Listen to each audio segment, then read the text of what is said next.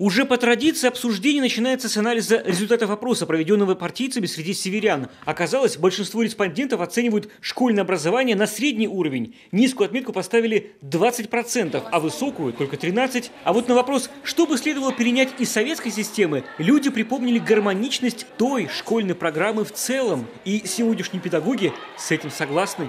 Наше физико-математическое образование времен Советского Союза было лучшим в мире. Никто не оспаривает. И в Москве, в Кирове, в Казани, с кем не общаюсь, с коллегами из других стран, признают, ребята говорят, что же вы отходите от своих традиций? Мы у вас учимся, учились. Результаты международных олимпиад по математике говорят о чем? Мощно поднялись страны Юго-Восточной Азии, Сингапур, Вьетнам, Китай, Южная Корея. Почему? Они на наших традициях учатся, а мы от истоков отходим. И это беда. Вопрос изучения коми-языка стал одним из ключевых на встрече, и тут мнения разделились. Родители вроде бы не против поддержки этнокультурной составляющей, но только не в принудительной форме. За изучение, но факультативное. Школьники же вообще предложили пересмотреть программу и соединить уроки коми-языка, например, с краеведением. Родители напишут заявление о том, какой язык является родным для их ребенка, коми-язык или русский язык, и в зависимости от этого образовательные организации предоставят условия для получения образования. И коми-язык будет изучаться дальше в разных вариантах, либо как учебный предмет, либо как факультатив. Это будет в зависимости от выбора родителей обучающихся. Такой переход планируется полностью осуществить с 1 января 2018 года. Но все же, как заинтересовать ученика родной культурой, да и учебой в целом? И главное, в чем заключается роль школы сегодня? Вопросы не из легких, но среди участников этой беседы нашлись и те, кто, похоже, знает на них ответы. Отношение детей к учебе изменить.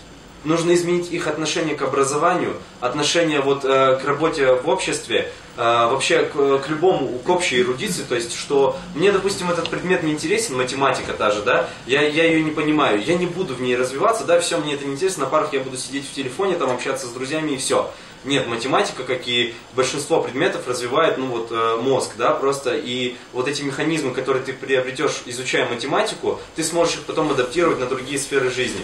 Вместе с тем, погружение в разные направления полезны и для того, чтобы к старшим классам уже определиться и правильно выбрать дальнейшее образовательное учреждение. И усиление профориентационных мероприятий здесь, конечно, тоже сыграет на руку. Система профессионального образования, это и среднего профессионального, и высшего, в республике одна из лучших в России.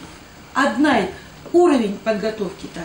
Вот я вам это гарантирую, я знаю все учебные заведения. Но ребята уезжают.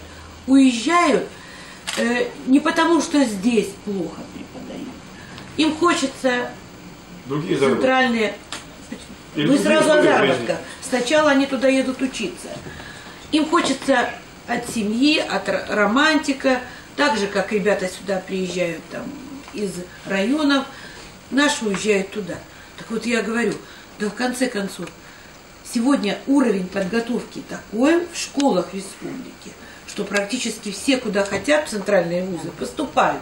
Подчеркнули общественники и важность налаживания системы ЕГЭ в регионе. Ведь именно она открывает двери ведущих вузов для молодежи из глубинки. Роман Истомин, Александра Головина, телеканал Юрган, Сыктывкар.